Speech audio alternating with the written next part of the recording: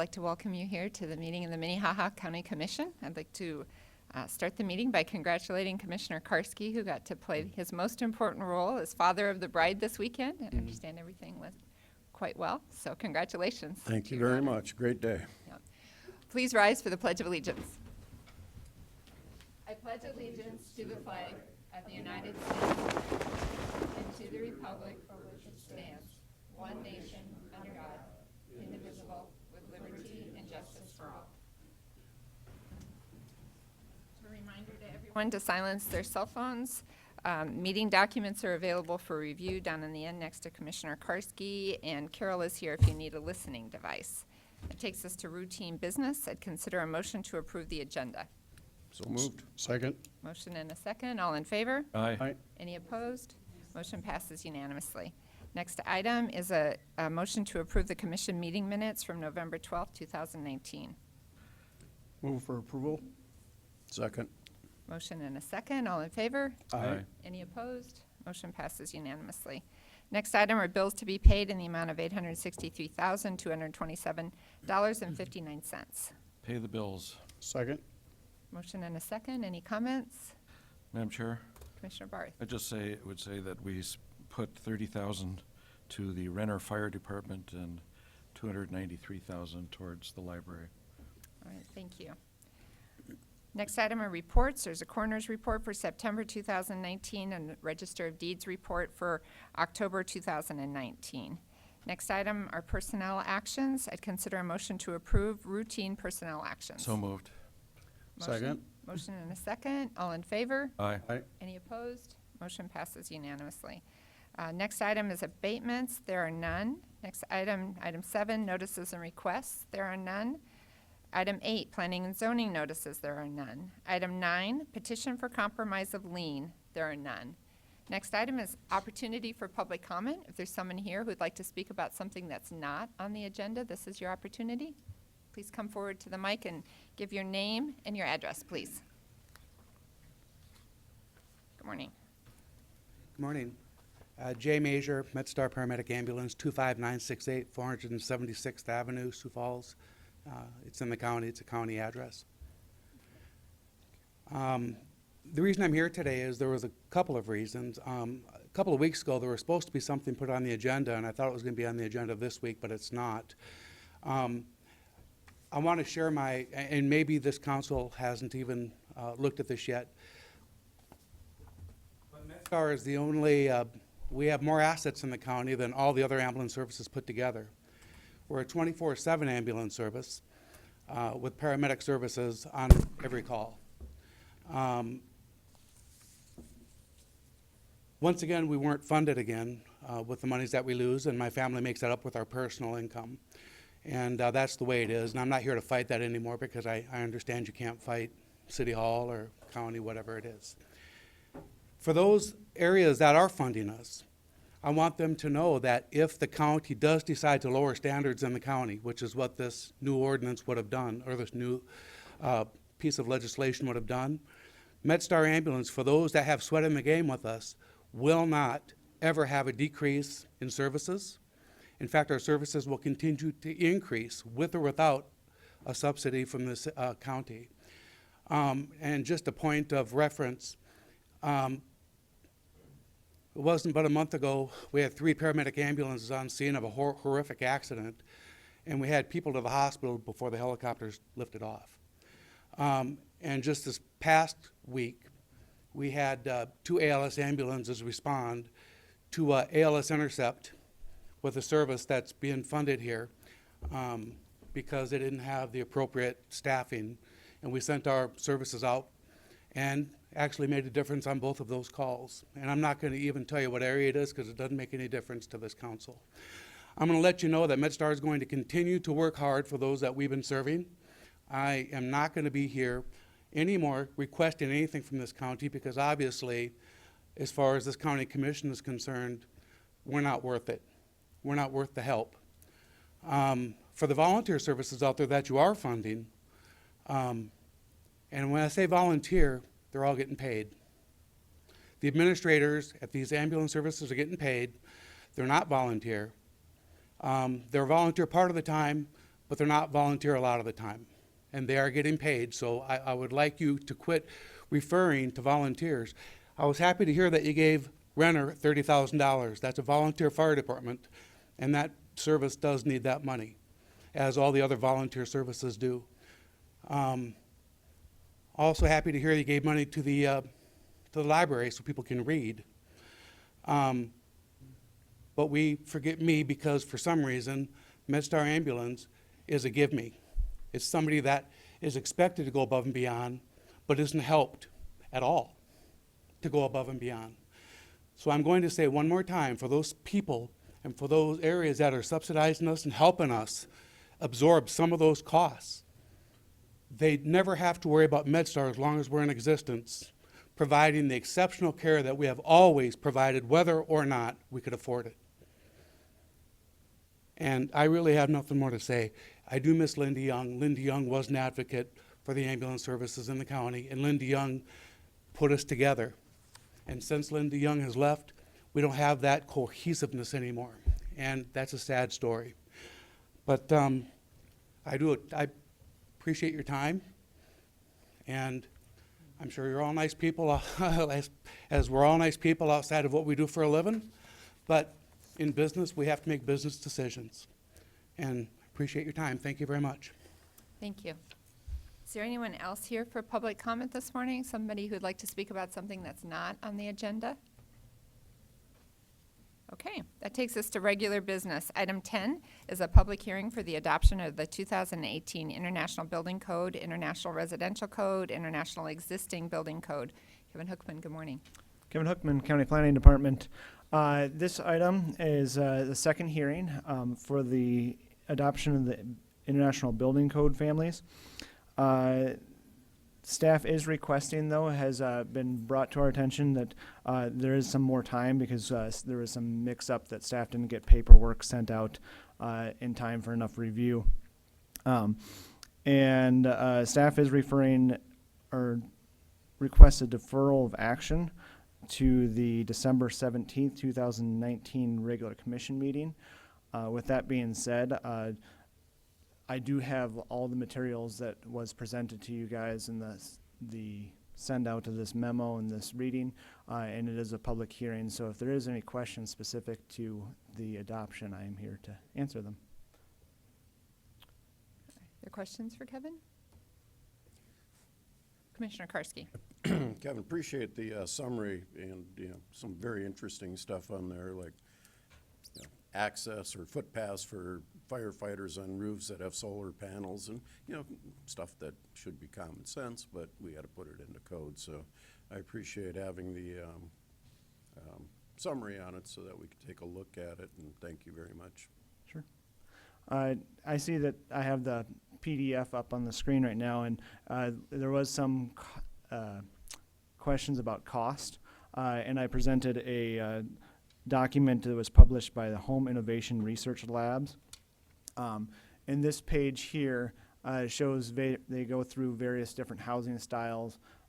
The houses that they use for reference are 2,607 square foot houses.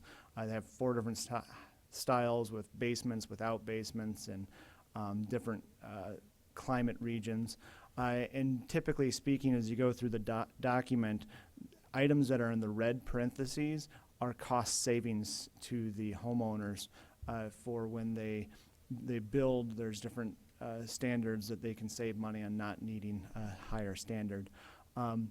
There is one lower down that that's a fairly high increase, but I would note that that one was for seismic areas that have earthquakes, and that would not involve us here. So that's just some reference for in general, there's going to be cost savings on requirements in the plan. Any other questions? Madam Chair, we'll be able to discuss this at greater length in the future. So if we're going to Well, this was noticed as a public hearing, so I'm going to just see. Is there anyone here who wanted to speak in favor of these building code changes? Is there anyone that wanted to speak against them? Okay. It appears there was nobody here that wanted to speak either for or against this, so I would entertain a motion. I'd make a motion to continue this issue till next week. Is I that- think they're asking until December- December 17th. Okay, the 17th sounds good. I'll be back. Second. Okay, we have a motion and a second to continue this item to December 17th, 2019. Any further discussion? Commissioner Benega. I don't have any discussion, but Kevin, would you help me and send me a list of the people who are on that board so I kind of know what kind of input they had, from what backgrounds they had, so that we would have some information about who had the opportunity to talk a little more about that? You mean like the board that was for Sioux Falls review? Yep. Okay. Sorry, I didn't clarify that. All right, thank you. Okay, so we have a motion and a second. Any other questions? If not, roll call vote, please. Karski, Aye. Barth, Aye. Benega, Aye. Bender. Aye. Motion passes unanimously. Thank you. All right, thank you. Thank you. Next item is a public hearing to consider a special event on sale liquor license for the Isaac Walton League of America. Olivia. Thank you. The Isaac Walton League has submitted a special event on sale liquor license application for their Christmas party, which is for their members and families, taking place on December 14th, 2019. So they're applying as a charitable entity, not to be confused with their current malt beverage license. And then I don't see Mr. Peterson here, but if there is a representative from Isaac Walton League, please let us know. Yeah, okay. Good morning. It's You- the you special Just events. give your for- name and address. I apologize. Pat Sorry. McCart, Sioux Falls, South Dakota. I'm the CEO of the Isaac Walton League. Generally, it looks like we'll probably have 3 special events a year, which will be our Christmas party, of course, in December, our major fundraiser, which is generally in April, and then our trap banquet, which is in September. And these fundraisers are pretty special to us because they give us, we do fund different charities, a lot of conservation, and they're our major source of income as a nonprofit. So, and we do a lot of things locally. We have Arbor Days here for the schools, Bob Marshall 4-H camp and stuff. That's what these special events are for. Generally, we won't be using them that often because of the cost. It's not, we need it for our larger events. But I appreciate it, and thank you for your time. Okay, are there any questions? Move approval. Second? Second, roll call vote, please. Barth, Aye. Benega, Aye. Karski, Aye. Bender. Aye. Motion passes unanimously. Thank you. Thanks for the work you guys do. Okay, that takes us to item 12, which would be a motion to declare Christmas Eve Day as a holiday in 2019 and to provide 8 hours of holiday pay benefit instead of 4 hours. Carol Muller, good morning. Carroll Muller Commission Office. Before you today is a option for you to consider for Christmas holidays. Just to remind everybody that what's in our handbook is that Christmas Eve and Christmas Day are considered holidays for Minnehaha County. This year, we have seen the state of South Dakota declare the day before Christmas Eve, all of Christmas Eve and all of Christmas to be holidays. So whereas typically it's a day and a half, there'll be 3 days connected to a weekend on that. I will share with you that the city of Sioux Falls, it's our understanding, will be closed just the Christmas Eve and Christmas Day. And Lincoln County also. We know a lot of other counties are going through and talking about what they go through and do. So would present that today for consideration as to what you do.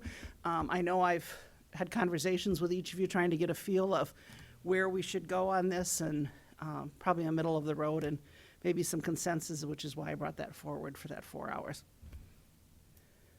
Questions for Carol? Comments? Madam Chair, Commissioner Barth? I just, it was called to my attention that Moody County just gave all 3 days off, Monday, Tuesday, and of course Wednesday. And the state having given those, the whole time off, there will be no judges in the courtrooms, there'll be no one at the computers at the motor vehicle thing in Pier. It does make it more difficult for government to operate, and I think clearly that we can attribute this problem to the governor, who has again made government not function, and the taxpayers will not be able to do their business on Monday, will not be able to do their business on Tuesday, and government employees will get those days off. Everyone else does not. That said, I will support it. Just to be clear, that the county would, under this motion, be open on Monday. So Yes. to the extent it's dependent solely on the county, you would be able to do Monday business. Okay. Anything else? Any other comments? Not, I'd entertain a motion. Move approval. Second? Motion and a second. Any other comments?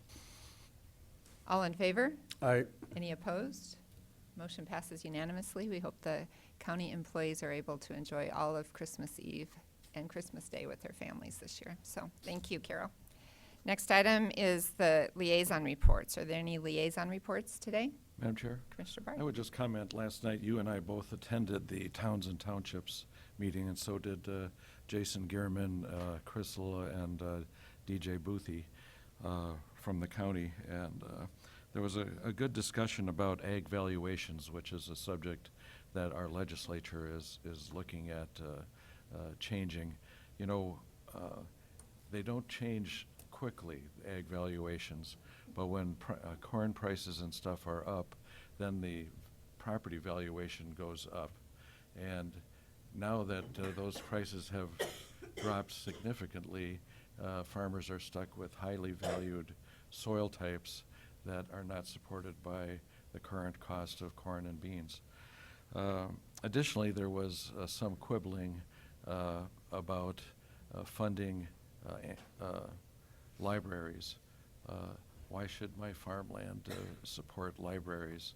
I was sorry to hear that, but it's like been a subject of discussion, at least for one member of the Towns and Townships regularly at these meetings. And I think we all know that civilization, whether it's reading or roads, costs money. And I make no apology for supporting the libraries. Thank you. Commissioner Karski.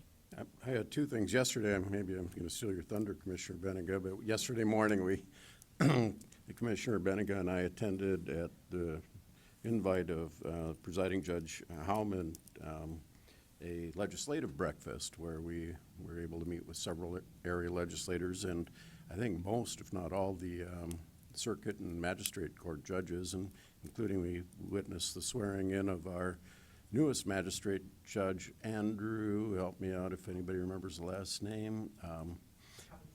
Robinson, yep. So that was fun, and it was a great breakfast. Got to hear about some of the concerns of our court system, and they're facing a lot of the same issues that most businesses are with hiring, especially court reporters and that type of thing, and the number of schools that are down.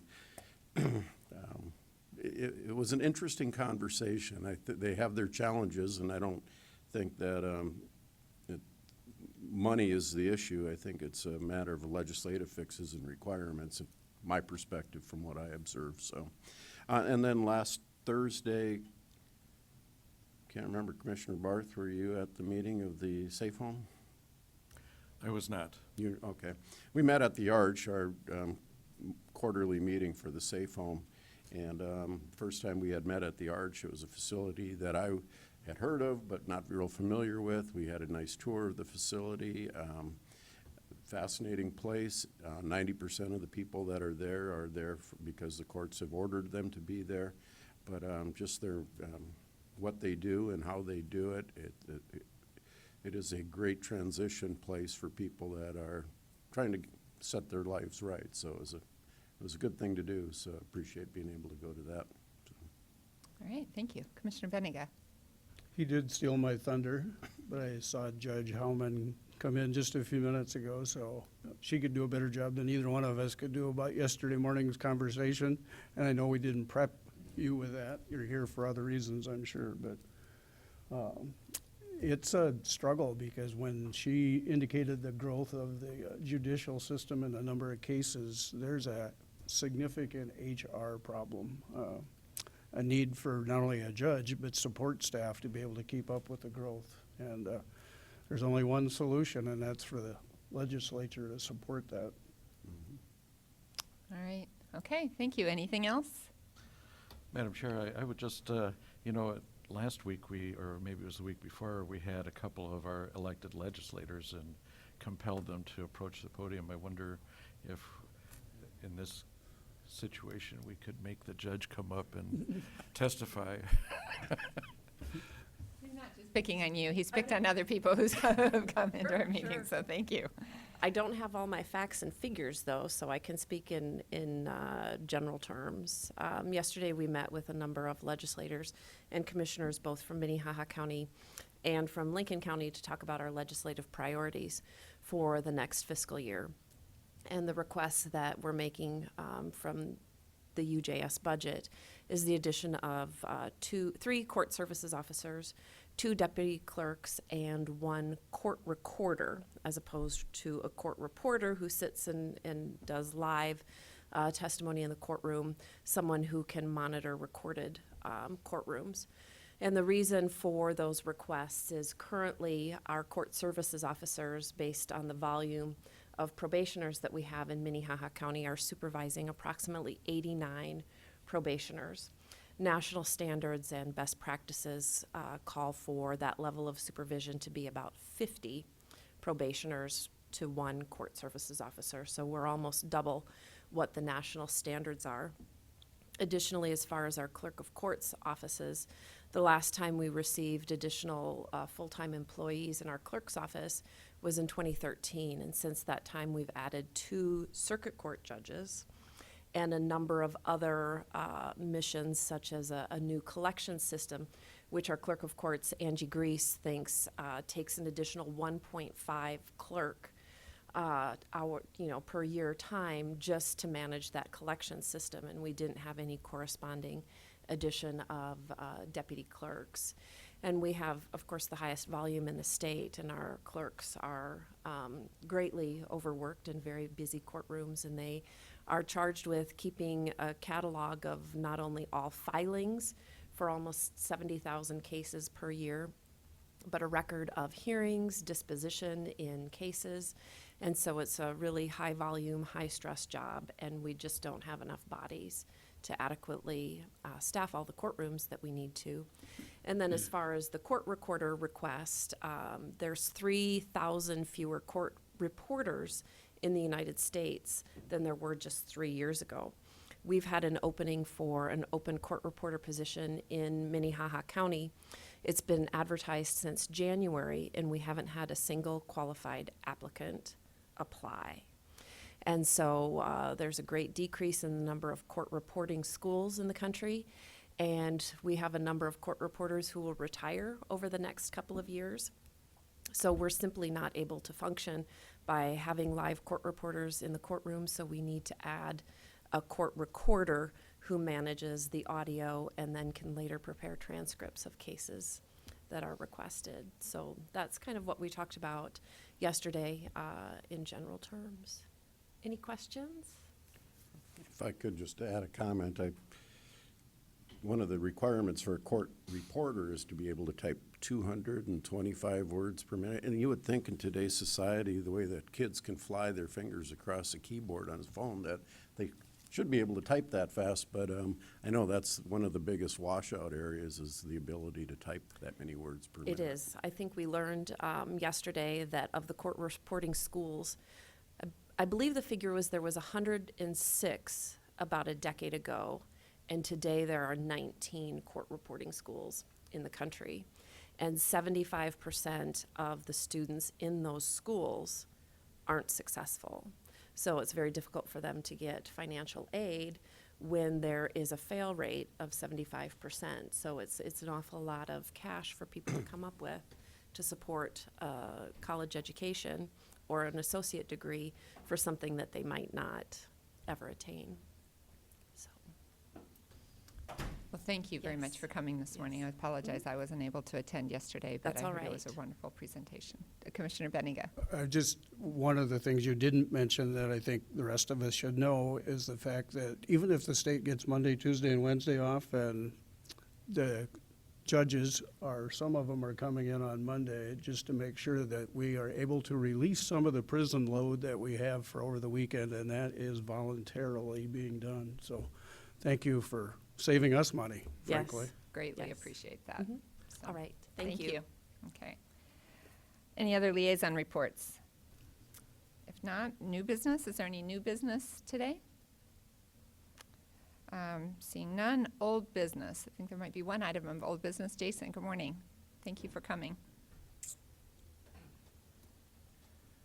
Good morning, Jason Gearman, Emergency Management, Minnehaha County. Most of you have already heard, but we received the Presidential Disaster Declaration yesterday, which includes Minnehaha County and several other counties in the area. What'll happen next is there'll be a meeting set up with all the applicants, and they'll have a briefing as to what the next steps are. And fortunately, but unfortunately, they're all familiar with this briefing, and it should go a lot smoother for them this round than what it did the last time, so they know what to expect coming through. Attended the township meeting last night and instructed the ones that maybe didn't put in for the preliminary damage assessment that they're still able to come in and apply for those funds through FEMA. And again, this is the Presidential Disaster for Public Assistance, which is public roadways, infrastructures, and that type of thing. Now also, earlier yesterday, we were notified that individual assistance was also approved. And that includes people that have lost their homes homes are damaged or been displaced from their homes. There'll also be a site set up with FEMA and all their different entities to invite these people in to see what funds are available for them. Now, I just want to make it clear that FEMA's not going to be writing checks out for houses, but there's just additional funding and different programs that people can use to help them through this situation. And what we do with that is 211 has been an incredible help to us throughout this, and I just had a meeting with them yesterday along with other emergency managers about how to proceed in the future for one of these. But what they're doing for us now is they have a text chain with all these people that have called in for assistance, and what they'll do is help us get out information to these people that this site will be open, where it'll be open, and what times. And then also with our partners in the media, we'll send out some information on when these sites will be open and where they'll be. All right, thank you. Are there any questions for Jason? Commissioner Barth? Madam Chair, as you know, last night there was some discussion about computer literacy amongst the township supervisors, and I think we should probably try to schedule something next year or whatever to bring them up to what they need to be. There's some good discussion about that, and they actually even talked a little bit about using some of their own funds to provide some assistance in that area, because there is a lot of paperwork and data entry and things that are involved in that. And they've been really resourceful in that area, and I've been helping them a little bit as needed to scan documents. They can come to my office and do that for them, but a lot of them have nieces and nephews that are very computer literate, and they've been using them pretty thoroughly and getting through this process. And initially it was kind of frustrating for them, but what I'm finding at the end is FEMA was a very big help towards the end and got them through this, and I think it'll really ease the tension through this next process and hopefully go a lot smoother for them. All right, thank you. Thanks. Anything else? Any other old business? Okay, so I neglected to state at the beginning, what the reason a lot of you are here is that we're going to adjourn out of our regular commission meeting. We're going to take about a 5-minute break, and then we will reconvene to look to hear our facilities task force give an update and a briefing on all the hard work that they've been doing. So with that, I'd entertain a motion to adjourn the regular Minnehaha County Commission meeting. So move. Second. Motion and a second. All in favor? Aye. Any opposed? Motion passes unanimously. So we'll take about 5 minutes, get the